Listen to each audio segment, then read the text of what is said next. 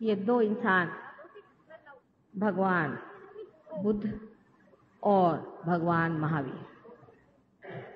बुद्ध को मानने वाले ये नहीं जानते हैं कि बुद्ध जो है वो सूर्य नाड़ी पर है। सूर्य नाड़ी पर होने का मतलब है कि सूर्य के जैसा तेजस्वी होना चाहिए।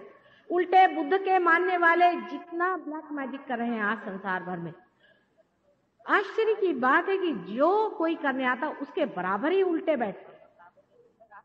दुनिया भर का ब्लैक मैजिक, दुनिया भर का तांत्रिक, दुनिया भर के ये भूतों के मामले सारे ये बुद्धों ने ले लिए।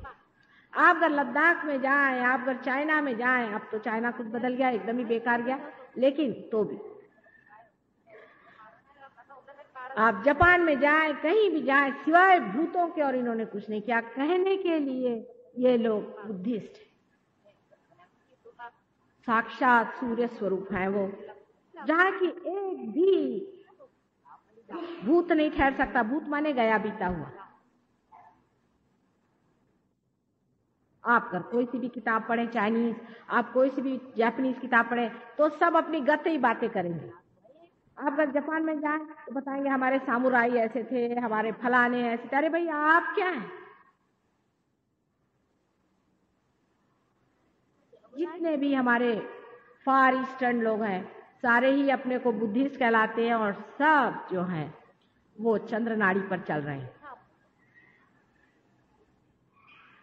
चंद्र नाड़ी पर मनुष्य को प्रेम में आप कट्टरता नहीं रखते, नहीं रख सकते, बहुत मुश्किल है। कोई भी कट्टरता नहीं चलती। मुझे अगर कोई आकर के कुछ खाने को देता है तो मैं उसको नहीं मना कर सकती। उसके हाथ गंदे होंगे, कहाँ से लाया होगा, कौन सी बाजार से लाया होगा, कैसे लाए ना, खिला दे। जैसे कि भीलनी के बेर खाए थे। सोचिए एक बूढ़ा भीलनी जात की बिल्कुल नीच जात होती है, कहाँ से बेचारी बेर तोड़ के लाई, हर एक में दांत लगा लगा के जिसे देखा उसे अपने मुंह में डाल के, उसे श्री राम साक्षात श्री विष्णु के अवतरण उन्होंने प्रेम से हृदय में लगा के खाया। और सीता जी से कहा कि तुमने ऐसे बेर कभी खाए नहीं होंगे, और लक्ष्मण से कहा कि एक बार ये बेर खा लो, फिर तुम्हारा संताप नहीं होने वाला, तुम ठंडे हो जाओ। क्या ये प्रेम की महिमा परमात्मा बता के चले गए। और आजकल जो लोग कहते हैं कि भाई हम इसके हाथ का नहीं खा सकते, हम उसके हाथ का नहीं खा सकते, वो कौन सा रामायण पढ़ते हैं परमात्मा जाने। सवेरे रामायण पढ़ेंगे, उसके बाद कहेंगे कि हम तो इसके घर का नहीं खाते, हम तो उसके घर का नहीं खाते। उसके लिए गांधी जी को बताने की कौन सी जरूरत है।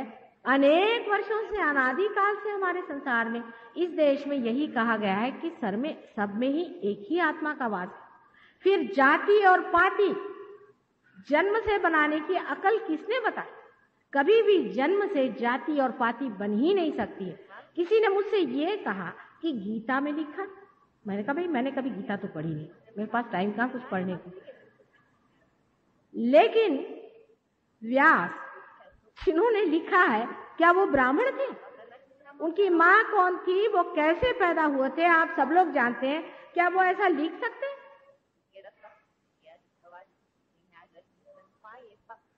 ऐसा अगर वो लिखते हैं तो वो स्वयं ही जब ब्राह्मण नहीं थे तो वो ऐसा कैसा लिखे? ये भी आपके दोनों चक्रों की पकड़ है। और एक चक्र से जब आप प्रेम नहीं करते हैं, किसी को अपने से नीचा समझते हैं, किसी को अपने से ऊंचा समझते हैं, या तो पैसों की वजह से या किसी जाति पाति, तो वही मूर्खता है, किस वजह से पता नहीं, तब समझ लेना चाहिए कि आपकी जरूरी ये साइड पकड़नी ही चाहिए। ये बैलेंसेस है भगवान के। लेकिन इसमें डॉक्टर साहब इतना ही कहेंगे कि भाई ये तो इनक्यूरेबल है, आप सफर करिए, आप चीनी खाना छोड़ दीजिए, किसी तरह से आप बस डाइट पे रहिए और कोई इसका इलाज। ठीक है, वो क्या जाने कट्टरता क्या। दूसरी चीज, बुद्ध के जो लोग हैं उनको सूर्य के जैसे तेजस्वी। सूर्य की इतनी महान शक्ति है कि जिस पेड़ पर पड़ जाती है वहीं उस पर हरियाली छा जाती है। हम लोग जीवित नहीं रह सकते सूर्य की शक्ति के बगैर। क्या बुद्ध के लोग ऐसे ही हैं? उल्टे जितने भी बुद्ध धर्मी हैं, खास करके वेस्ट ईस्ट में, वो लोग तो सुसाइड में विश्वास करते हैं। बताइए कि कोई भी तेजस्वी पुरुष कभी भी जीवन में सुसाइड की बात भी सोच सकता है? कितना कॉन्ट्रास्ट बैठता है। इसी प्रकार इस हिंदू धर्म में, जिसे कि बड़े लोग हिंदू धर्म कहते हैं, जहाँ की अनेक बार कहा गया है कि हर एक मनुष्य में उस परमात्मा का प्रकाश आत्मा रूप जीवित है, वहां पर क्या हमें अधिकार है कि हम जातियां और पातियां बना करके आपस में विभाजन करते रहें, किसी को नीचा समझे, किसी को ऊंचा समझे। मंदिरों में बैठ करके लोगों को लूटते रहते हैं, झूठी बातें बना करके और लोगों को फांसते रहते हैं, दूसरों की औरतों को बेवकूफ बना बना करके और उनको बहुत वेश्यागमन आदि गंदी चीजों में उतारते हैं। ये ब्राह्मण नहीं, ये शूद्र भी नहीं, ये महाराक्षस। मैं जब गई थी वृंदावन में तो लोगों ने कहा कि माँ चल के बताओ कृष्ण का जन्म कहाँ हुआ। मैंने देखा कि सारे कंस के अनुचर वहां पंडे बने बैठे, उनकी शक्ल पे दिखाई दे रहा था। हालांकि तेल वेल लगा करके बड़ी उन्होंने इंतजाम किए थे, टीका बुकाला, लेकिन उनके अंदर से दिखाई दे रहा था कि महाराक्षस है। इन पंडों को और इन ब्राह्मणों को एक भी कवड़ी देना तुम लोगों को मना है, ये पाप। ये एजेंसी बना के रखी कि 1.25 रुपया की जैसी आपकी श्रद्धा हो दीजिए, श्रद्धा स्वरूप इन लोगों को जूते दीजिए। मैं आपसे बताती हूँ, तभी इस देश से ये बड़ा भारी कष्ट हटेगा। आप लोग कहते हैं कि देश में गरीबी है, गरीबी नहीं तो क्या अमीरी आएगी? जब ऐसे महादुष्ट आपके यहाँ ठग बैठे हुए हैं हर समय पैसा मारने के लिए, तो यहाँ और क्या होने वाला है?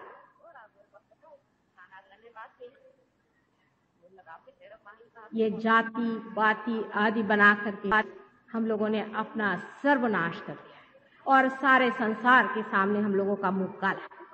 लोग कहते हैं कि आपके यहाँ इतनी स्पिरिचुअल लाइफ होते हुए भी लोग जाति पाति की बात क्यों करते? क्योंकि स्पिरिचुअल लाइफ है ही नहीं। जब आदमी फकीर हो जाता है, जब वो पीर हो जाता है, तब उसके लिए कोई सी भी जाति और धर्म का, कायनात ने कहा है किसी भी धर्म की निंदा करना महापाप है। और बिल्कुल सही बात, 1000 गुना सही बात है। मैं आपसे बताती हूँ कि किसी भी धर्म की या धर्म संस्थापक की निंदा करना साक्षात परमात्मा की निंदा कराने बराबर है। उसके बाद नाभि चक्र पे श्री विष्णु लक्ष्मी जी का स्थान है, जिसे हम वैष्णवी शक्ति कहते हैं, जिससे उत्क्रांति होती है, जिससे एवोल्यूशन होता है, उनका यहाँ पर स्थान है। उसके चारों तरफ धर्म है। धारयति सा धर्मा, जिसने धारणा की है, जिसके कारण हमारी मनुष्य के रूप में धारणा हुई है, वो धर्म है। जैसे सोने का धर्म है कि ये पीला होता है लेकिन ये खराब नहीं होता, अनटार्निशेबल है, सोने का धर्म है। ऐसे मनुष्य के भी 10 मुख्य धर्म है जो उसके पेट में है।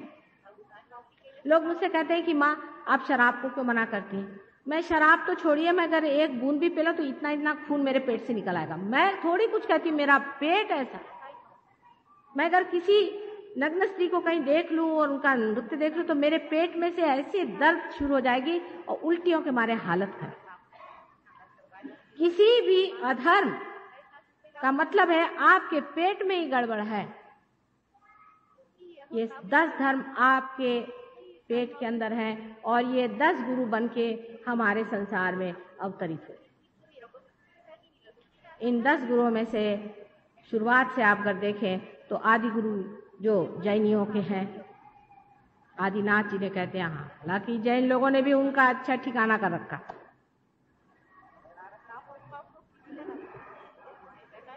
उसके बाद में हम कह सकते हैं कि राजा जनक, जिनकी सीता जी पुत्री थी। उसके बाद मोहम्मद साहब, जिनकी फातिमा पुत्री थी, वही सीता जी थी। उसके बाद आप कह सकते हैं आखिरी में अनेक हुए, इब्राहिम थे या मोसेस थे, अनेक ऐसे 10 गुरु हैं। लेकिन अंत में आप कह सकते हैं कि हमारे साईनाथ जो शिरडी हुए, वो भी उन्हीं का पूरा की पूरा श्री गुरु दत्तात्रेय के अवतरण है। दत्तात्रेय ये 3 तत्वों के बाल्य स्वरूप, ये बहुत बड़ी बड़ी चीजें हैं, इतनी महान चीजें हैं कि इनका नाम लेते ही सबके पेट में धर्म की जागृति हो सकती है। धर्म अंदर में जागृत होता है जब तब मनुष्य कोई सा भी अधर्म का काम नहीं कर सकता। बारीक बारीक बारीक बारीक चीजों में पेट उल्टी कर देगा, या तो इंसान को कभी कभी डायरिया भी लग जाता है। ये पेट है, बर्दाश्त नहीं कर पाता, इसलिए जो धर्म की कमाई है वही खा सकता है, अधर्म की नहीं पचा सकता। मनुष्य नहीं पचा सकता, पर अगर वो दानव हो जाए, राक्षस हो जाए, जानवर हो जाए तो पचा दे, पर मनुष्य नहीं पचा सकता। ये धर्म के हमारे अंदर में 10 सेंटर्स पेट के अंदर में है। ये है या नहीं, ये आप सहयोग में जानिए। जब आपका धर्म ठीक नहीं होता है, शराब धर्म के विरोध में जाता है, क्योंकि आपकी चेतना के विरोध में जाती है। तो इन लोगों ने एक और निकाल दिया कि चलो सबसे कहो तुम वेजिटेरियन बन जाओ, चाहे शराब पियो। उससे मतलब ये है कि ब्राह्मण लोग, जो लोग साग भाजी खाते हैं, वही बड़े आदमी हो जाए, और बाकी जितने मोहम्मद साहब हैं और बाकी क्राइस्ट हैं या कोई भी हो, रामचंद्र जी भी स्वयं क्षत्रिय थे और कृष्ण जी भी स्वयं थे, वो सब छोड़ के ये जो जैनी लोग हैं थोड़े बहुत, और ये ब्राह्मण लोग, यही लोग बड़े भारी भगत माने जाए। इसका मतलब ये नहीं कि आप बड़े बड़े जानवर मार के खाइए, मेरा मतलब नहीं। लेकिन जिन देशों में मनुष्य को खाने के लिए सिर्फ यही चीजें मिलती हैं, खाने पीने से कुछ भी नहीं होता है, सिर्फ उसके विचार से होता है। अगर आप उपवास 7 दिन कर रहे हैं, आप उपासे हैं, तो कोई अच्छी बात थोड़ी ना है। पता नहीं क्यों लोग उपवास रखते हैं। उपवास रखना आपको मालूम नहीं, सहयोग में एकदम मना। कोई भी माँ पसंद करती है अपना लड़का उपवास रहे। अगर हम हैं माँ तो हमारे सहयोग में उपवास बिल्कुल मना है, एकदम मना है, कोई सा भी उपवास नहीं करना। अब देखिए, आपको आश्चर्य होगा, हमारे यहाँ एक बहुत बड़े सहयोगी थे राजवाड़े, और वो गणेश के बड़े भारी पुजारी थे, और मुझे आके कहने लगे कि माता जी मेरे प्रोस्टेट ग्लैंड का ऑपरेशन हो रहा है। मैंने कहा भाई, जिसमें गणेश जी का स्थान है और इतने बड़े सहयोगी, इनका प्रोस्टेट ग्लैंड कैसे? मेरे कुछ विश्वास नहीं हुआ। मैं कहा अच्छा देखती हूँ मैं। इतने मैंने उनसे कहा कि अच्छा थोड़ा प्रसाद लो। मेरा प्रसाद तो चना होता है। मैंने कहा लो चलो पर प्रसाद। तो दूसरे साहब कहने लगे सर खुजा के, माता जी आज संकष्टी है। मैंने कहा अच्छा, तो कहने आज ये उपवास करते हैं। मैंने कहा किसने बताया आपसे संकष्टी के दिन उपवास करो? अरे जिस दिन इतने बड़े श्री गणेश का जन्म हुआ उस दिन क्या उपवास करते हो? कहाँ की बात करते हो? तुम्हारे घर में जिस दिन बेटा पैदा होगा तो मनुष्य जैसे आप सुतक करोगे? तो उनका दिमाग खुला। मैंने कहा भी लीजिए आप चना। जैसे ही उन्होंने चना खाया, उनको प्रोस्टेट का कोई भी ऑपरेशन नहीं करना पड़ा। आप चाहे तो चिट्ठी लिख के पूछ लीजिए, अग्निहोत्री राजवाड़े मार्ग में रहते हैं पुणे में, एकदम छूट गया उनका प्रोस्टेट ग्लैंड, छूट गया। किसने बताया उपवास करने के लिए? आप भगवान ने सारी सृष्टि बनाई खाने पीने के लिए, मौज से रहने के। इसका मतलब नहीं कि आप खाओ भी हो जाइए, ये मतलब नहीं। मतलब ये कि मिल गया सो खा लिया, नहीं तो नहीं खा लिया।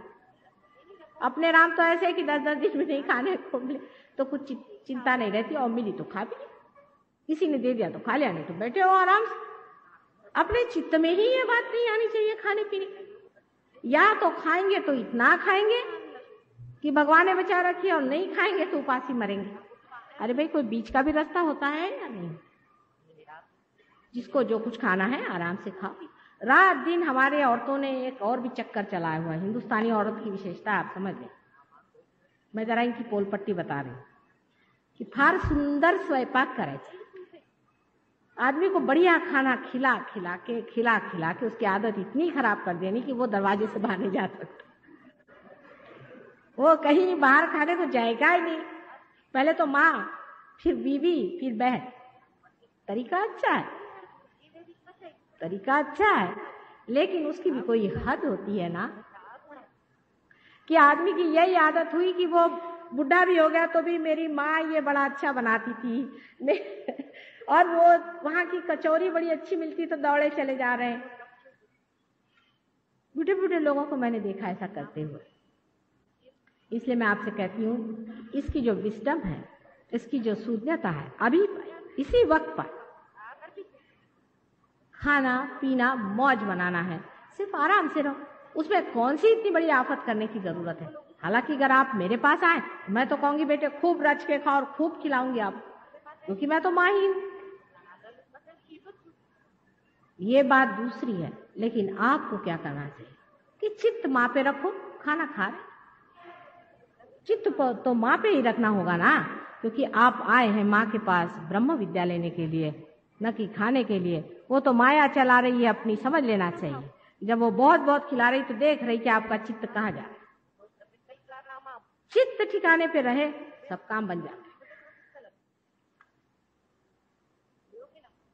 लक्ष्मी नारायण का जो बीच में का हमारा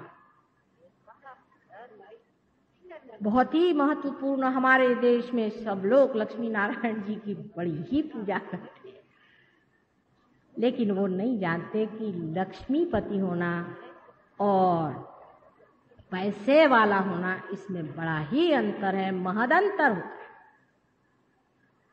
लक्ष्मीपति श्री स्वरूप जैसे माँ होती है वैसा होना चाहिए, अत्यंत प्रेममय होना चाहिए। और कमल के गुलाबी फूल जैसा उसका मकान अत्यंत सुंदर और कोजी होना चाहिए, और बहुत नरम उसकी तबीयत होनी चाहिए।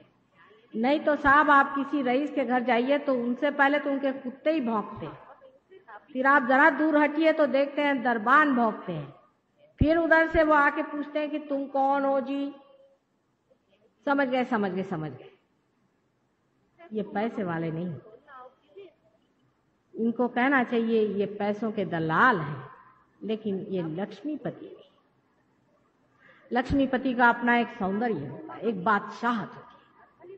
जो रियली लक्ष्मीपति जिसको कहना चाहिए होता है, उसको कोई भी चीज की दरकार नहीं। आप कहिए तो यहाँ सो जाएंगे, कहिए तो जमीन पे सो जाएंगे, और कहिए तो पलंगों पे सोएंगे, जहां तबीयत होगी वहां सोएंगे। जैसे साईनाथ, पत्थरों पे रहना, पत्थरों में उठना, जहां चाहे वहां सो लिया। ये कौन चीज होती जो हमारे सर पे चढ़ने वाली? ये इसको कहते हैं कि बादशाहत, बादशाह होता है दुनिया में। आप उसके लिए कुछ भी कर दीजिए, वो कहता है हाँ होंगे, अपने बैठे रहे।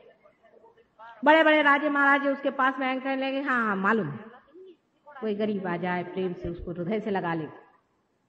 ऐसे बादशाह होने की जरूरत है। अगर आप लक्ष्मी नारायण की सेवा में लगे हुए हैं तो बादशाह होइए। यही आपकी उत्क्रांति है, यही आपका इवोल्यूशन है, इसको आपको पाना है। जब आदमी इवॉल्व होता है, जब उत्क्रांति करता है, जब लक्ष्मी नारायण के तत्व को पाता है, तो वो समझता है कि ये दुनिया की चीजें, जड़ वस्तुएं, ये किसी काम की नहीं। जो आज वेस्ट में हो गया, वहां के बच्चे कहते हैं कि ये क्या जंक हमारे माँ बाप ने इकट्ठा करा था, फेंक फाक करके, और वो आज बैठे हुए हैं। लेकिन उससे छूटे तो दूसरे झंझट में फंस गए, और इसे हम श्री शिव जी का तत्व कहते हैं, जो कि हमारे हृदय में बसता है। शिव जी का तत्व साक्षात आत्मा का स्वरूप है। इस शिव जी के हृदय के तत्व के विरोध में हम तब जाते हैं कि जब हम अपने को एक तरह से, पूरी तरह से भावावेश में छोड़ करके डूबने लगते। उसमें हर तरह के ड्रग्स, हर तरह की शराबें, हर तरह की ऐसी चीजें जो आदमी को तांत्रिक आदि चीजों में ले जाकर के ढकेल देती, जिससे मनुष्य परमात्मा को भूल करके ऐसी चीजों के चक्कर में घूमता है कि जिसकी कोई भी कीमत परमात्मा के सामने नहीं। औरतों के पीछे भागना, पैसे खाना और इस तरह से गंदे काम करना, ये सब आपके हृदय चक्र में बसे हुए शिव जी का स्थान है, जिसको खत्म कर देंगे। अगर आप बहुत ज्यादा फिजिकल लेबर करते हैं, बहुत ज्यादा मेहनत करते हैं, यानी यहाँ तक कि आजकल का जो हठ योग जो हुआ है ये करते हैं, तो आपका हृदय पकड़ते हैं। आश्चर्य। हठ योग के मैं विरोध में नहीं हूं, पर असली हठ योग संसार में रह के नहीं होता।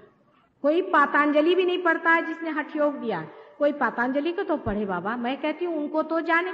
वो 6 चीजों को एक साथ कहते हैं, उसके यम, नियम, प्रत्याहार, ईश्वर प्रणिधान आदि अनेक अंग हैं, जिसमें से एक अंग व्यायाम, और वो भी किसी बड़े पहुंचे हुए गुरु के सानिध्य में, उनके आशीर्वाद में, उनके साथ रह के करना पड़ता है। आजकल सभी लोग सिनेमा एक्टर और एक्ट्रेस होने को निकले तो हठ योग की दुकान निकल गई सब लोग, और सब योगा करने चले।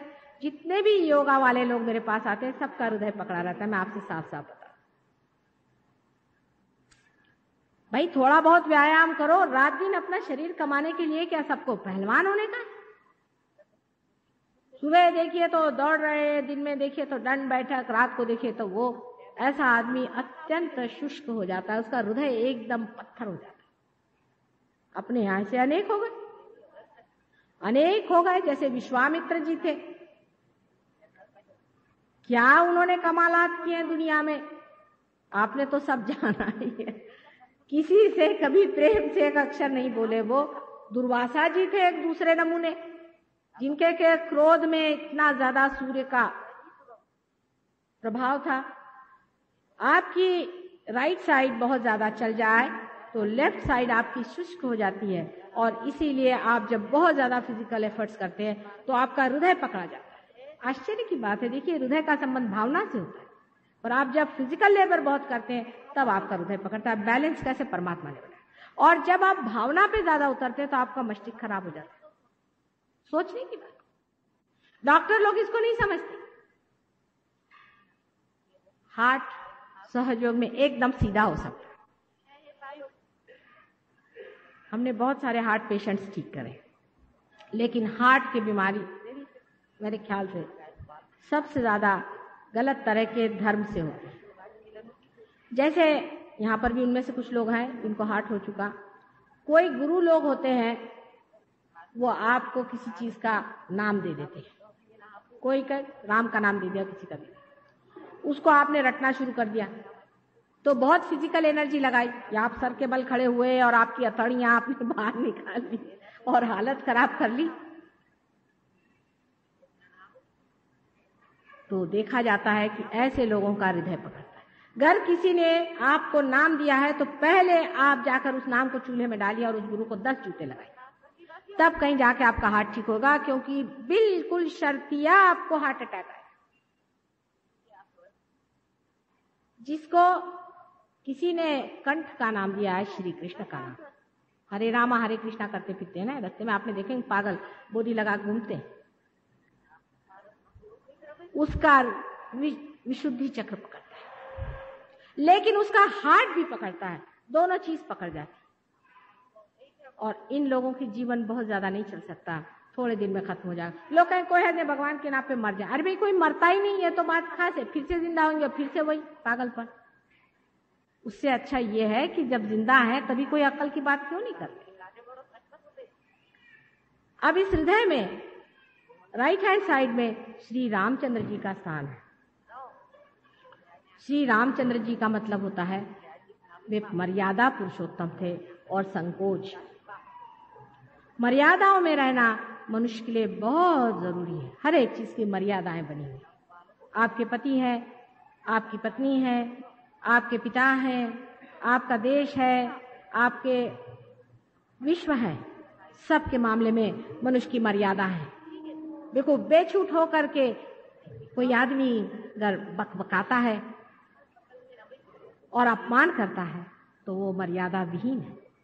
जो मनुष्य मर्यादा विहीन हो जाता है उसका राइट साइड हार्ट पकड़ता है। और भी अब मैं बताऊंगी बात, जिससे कि राइट साइड हार्ट पकड़ता है बहुतों का, जिनके कि पिता बीमार हो, जिन्होंने अपने पिता के साथ दुर्व्यवहार किया हो, जो स्वयं बुरे तरह के पिता हो, जो अपने बच्चों को बुरी तरह से सताते हो, क्योंकि पिता का स्थान है।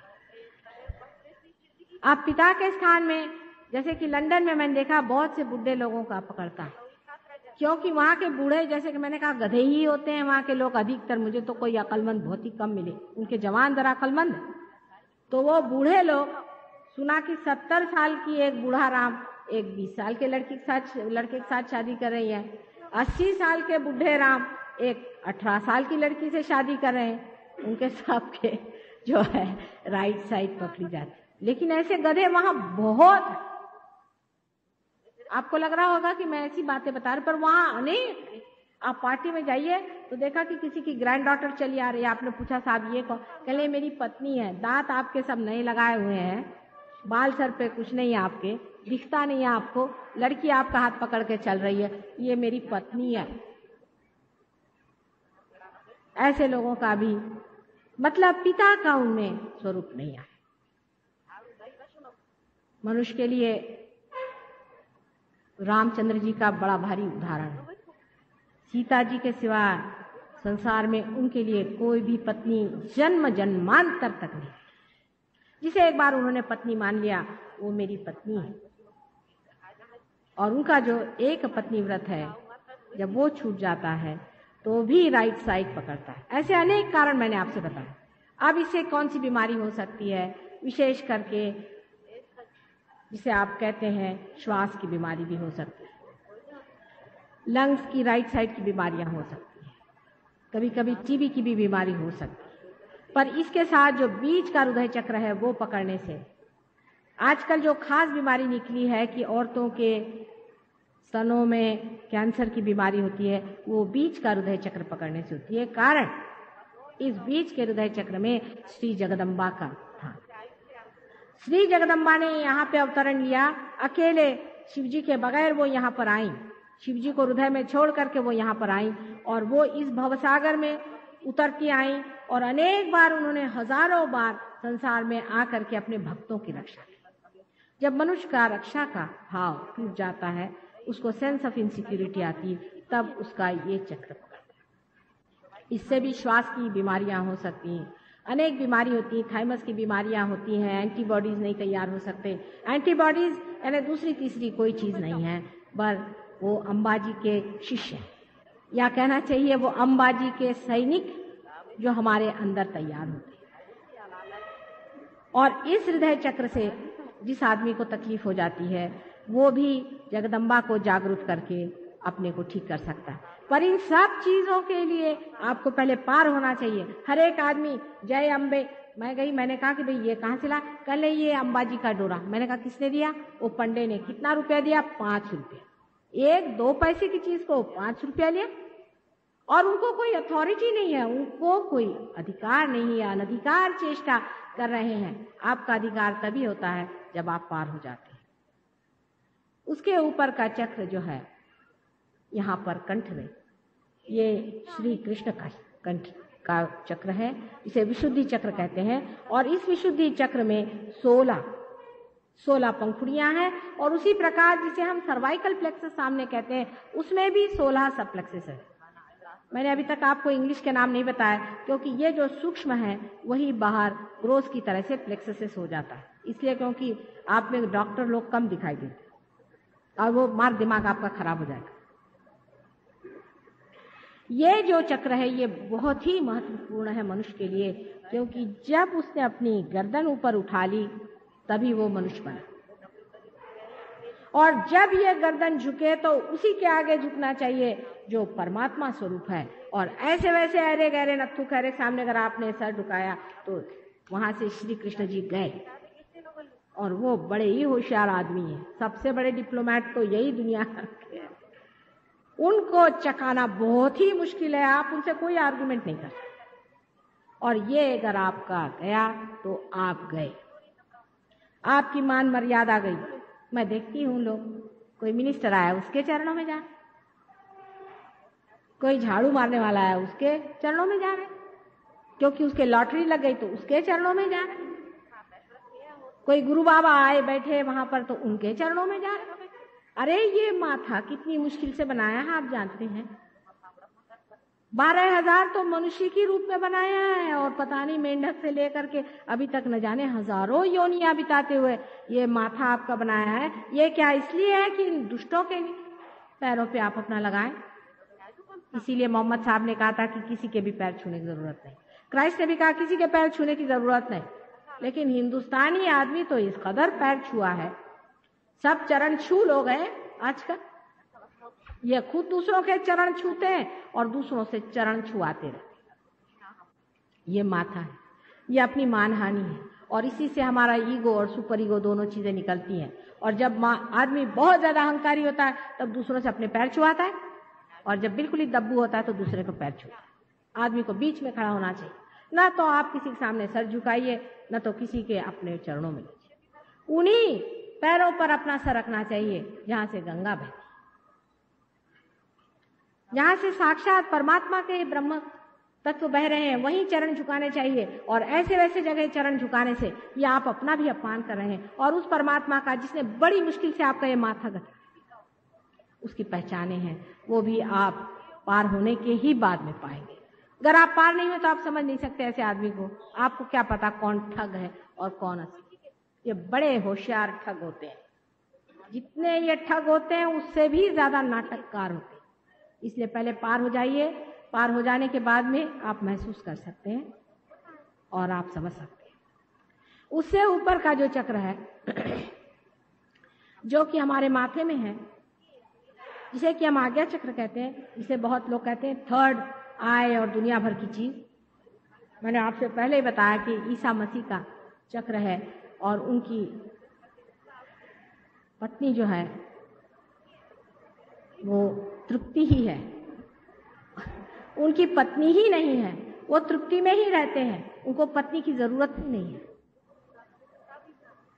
क्योंकि वो साक्षात ब्रह्म स्वरूप श्री गणेश के अवतरण है। ईसा मसीह के बारे में आप अगर देवी भागवत पढ़ें तो महाविष्णु का वर्णन है कि राधिका जी ने अपने ही तत्व से एक महान पुत्र को जन्म दिया था और उसके लिए वैकुंठ के वन में उसे छोड़ दिया, जहां उसने अपने पिता का बहुत आदर किया।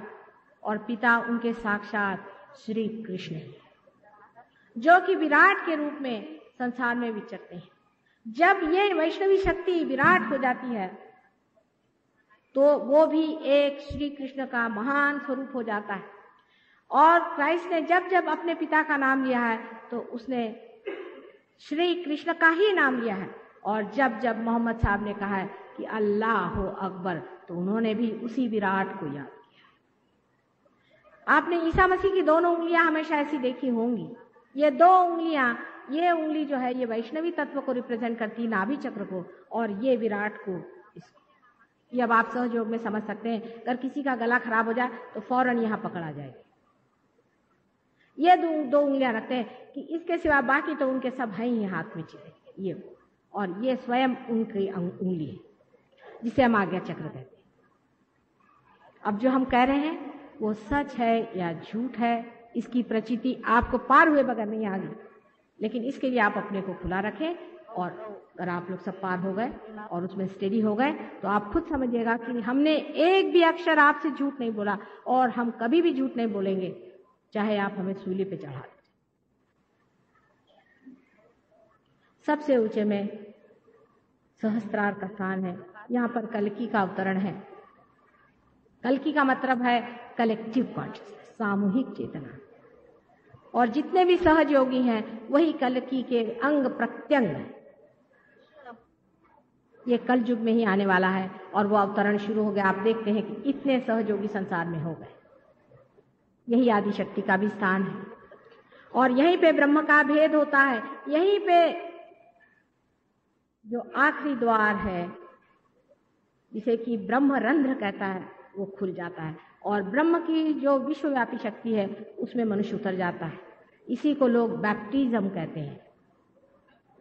यही कुंडलिनी की शक्ति भेदने वाली चीज है।